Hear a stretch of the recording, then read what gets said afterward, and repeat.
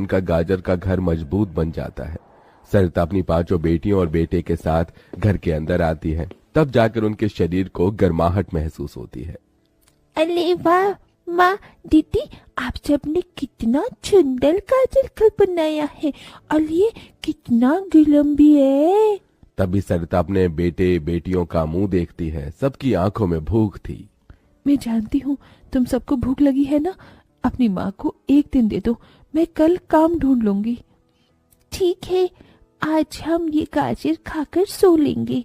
आप भी खा लो ना माँ, आपने 2 दिन से कुछ नहीं खाया। सोनी अपने नन्हे हाथों से अपनी गरीब माँ को गाजर खिलाती है। अगले दिन सरिता ठंड में इधर से उधर काम ढूंढने भटकती रहती है, मगर कोई उसे काम नहीं देता।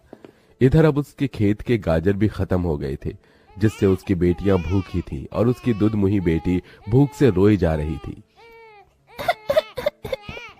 माँ, मुन्ना को भूख लगी है, उसे खाना चाहिए। छोटी बच्ची खाना नहीं खाती राजा, इसे दूध पीना है। हे बसुरी बजैया, एक माँ की ममता की इतनी भी परीक्षा मत लो कि वो अपने बच्चे को दूध भी ना पिला सके। तभी सरिता को द्वार पर एक गाय के रंभाने की आवाज सुनाई दी। माँ, लगता है बाहर गाय आई है। सरिता अपनी बेटियों के साथ बाहर आकर देखती है तो गाय के थन से दूध की धारा बहे जा रही थी। इस गाय के थन में कितना दूध गिर रहा है।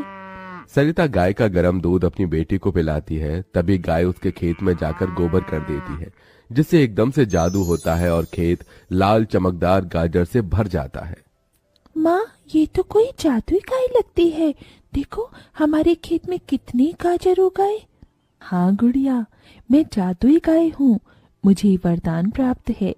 जिस भी बंजर खेत में मैं गोबर करूंगी वो फसल से भर जाएगी। मैं इससे पहले भी तुम्हारे खेत में आई थी। इसका मतलब गौ माता, आपकी वजह से उस वक्त भी मुझ गरीब के बंजर खेत में गाजर उगी थी। आपका कोटि कोटि धन्यवाद गौ माता। माँ, तुम काम ढूंढ रही थी ना, अब मैं ढूंढना। तुम तो कितना अच्छा गाजर का हलवा बनाती हो और गाय के दूध से खोया, घी, दूध सब बनता है। तुम हलवा बनाकर बेचो। सरिता उस गाय के दूध से घी खोया तैयार कर लेती है और गाजर का हलवा बनाकर बेचने लगती है, जो कि लोगों को खाने में स्वादिष्ट लगता है। उसकी अच्छी कमाई होती है, जिससे उसकी आर्थिक स्थिति ठीक हो जाती है और वो गाय उसके गाजर घर के बाहर बंधी खेत के गाजर और घर दोनों की पहरेदारी दिया करती।